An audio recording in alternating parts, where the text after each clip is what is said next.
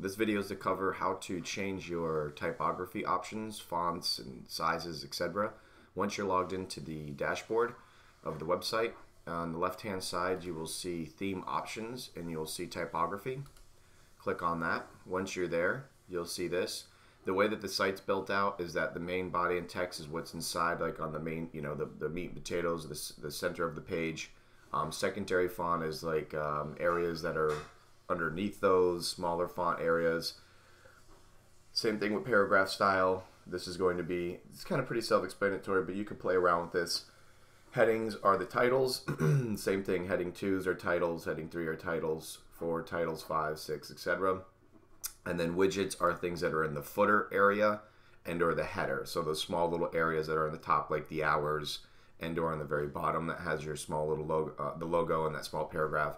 Rule of thumb, I would say before you mess around with any of this, if you want to, kind of take a screenshot of what it is set to, and then when you're done, you can go ahead and save changes, and then you can view it on a real live environment. But that way, it's something if you really muck something up, you can go back and change it to what it was, and or worst case scenario, at any point, you can hit reset section or reset all.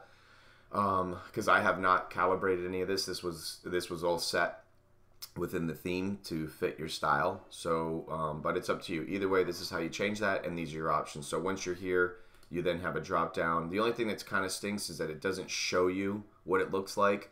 You can you may have to go to Google and type in like font families, and you'll see the font, and then look here for it. That's what I would recommend doing versus looking through here, because you're not going to know what any of these mean until you hit save and go look in a live environment. And that's the same thing across the board here. So once again, I would open up another window, go to Google, type in font families, and then when you see Laura or Source Sans Pro, you can see what it looks like. Same thing here. Once you see this is how the weight of it is, so you can have it being super bold. I think that's what your mom's looking for. Font size and line height, etc. And then of course the color. So either way, have some fun with this, and I hope this was helpful.